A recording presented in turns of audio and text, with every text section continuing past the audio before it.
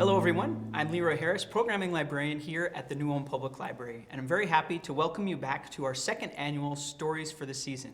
This year we've done a great collaboration together with the State Street Theater, NUCAT, and we're very excited to have the Brown County Historical Society joining us this year to provide us with our reading material. All of the readings that you'll be hearing come from the Brown County Historical Archives. And so they'll include letters, personal remembrances, newspaper clippings, as well as some fun recipes. We hope you enjoy these stories for the season.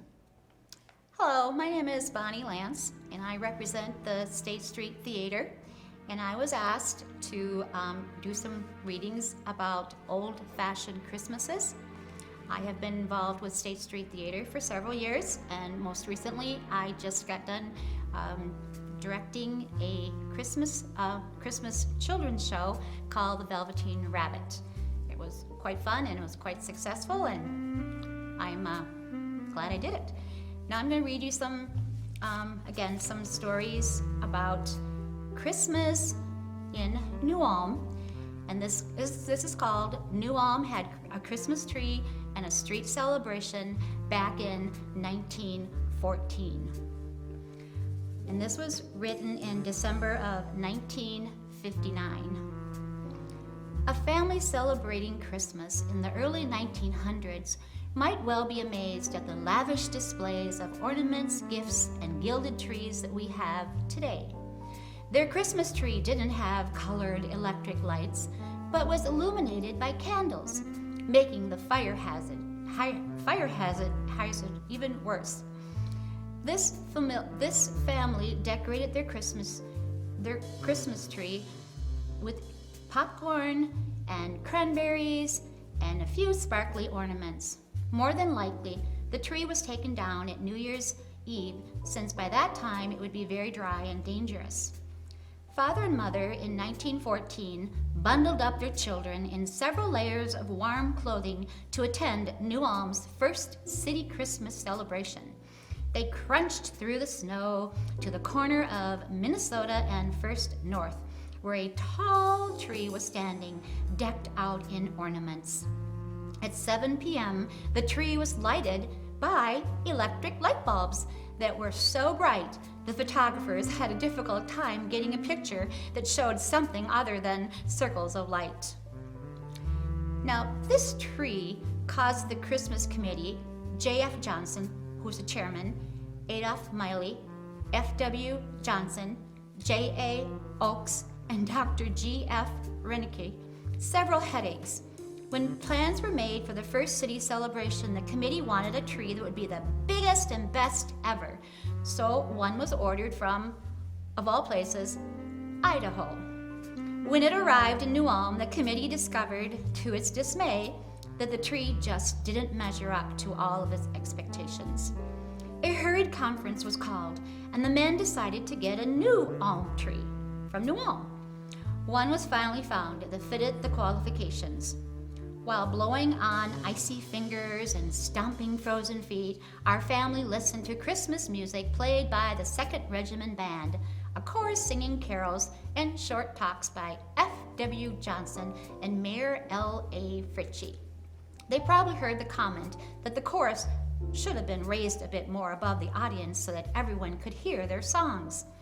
Then came the highlight of the celebration for the children. Santa Claus appeared in all his glory with his helpers, aided by members of the commercial club. They handed out boxes of candy from tables lined up in the middle of the street towards 2nd North. Needless to say, there was much oohing and awing by the younger set as the red-suited Santa made his way through the crowd. Now, New Ulm citizens must have felt very proud of their first city Christmas tree and of their first outdoor display of business places. They were a few years ahead of Minneapolis, whose first outdoor light display was illuminated in 1925. In the years before outdoor displays became popular, New Ulm businessmen hung out flags during the Christmas season. Gene Kohler first got the idea to decorate his barbershop in the 1920s, and the main street began to blossom out in Christmas finery. Soon, however, the merchants discovered that the bulbs and ornaments were too easily broken, so the present decorations arching over Minnesota Street were purchased. Our 1900 family probably didn't receive hundreds of Christmas cards and photographs as we do now. They may have delivered their Christmas greetings personally on Christmas Day to their relatives and friends. Now, the first American greeting cards were published in 1875 by Louis Prang, an immigrant from Germany, trimmed with lace or silk and tassels.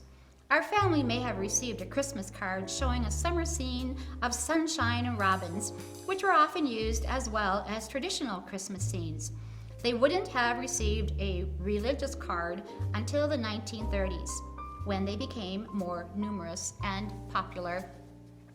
In the early 1900s, Mom went downtown to pick up a few presents for her family from the 5-cent counter at one of New Ulm's leading stores.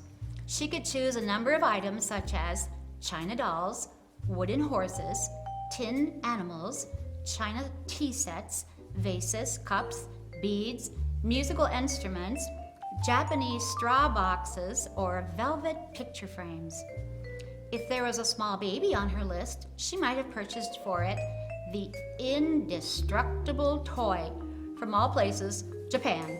It cost only 5 cents and was made of willows, representing birds, dogs, frogs, and animals of all kinds. It was just the thing for baby because it couldn't be broken. Moving on to the 10-cent counter, Mom would find Noah's Arks, surprise boxes, and cigar cases, to name a few of the bargains. Perhaps she was hoping that a new waist or even a fur cap would be under the tree for her on Christmas Eve. Now at home, the family may be decorating a hand-carved wooden tree made by Emil Peterson, who lived near Darfur, which were all the rages in the 1890s. It was painted red and green with wooden arms extending out from the main stem, to which hoops of red crepe paper were attached. The tree was not used in a stand on the floor, but was hung from the ceiling by a hook.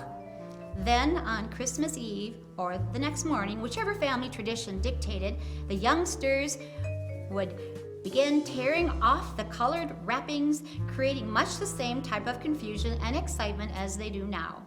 In their stockings, they would find nuts and candy, which are still Santa's treats for all the good boys and girls. The only difference being that Mom got them a whole lot cheaper back in the olden days. Walnuts were 23 cents a pound, and Brazil nuts were only 18 cents. And oh yes, the cranberries that were strung on the Christmas tree were only 10 cents a quart. And they were probably eaten when the tree was dismantled.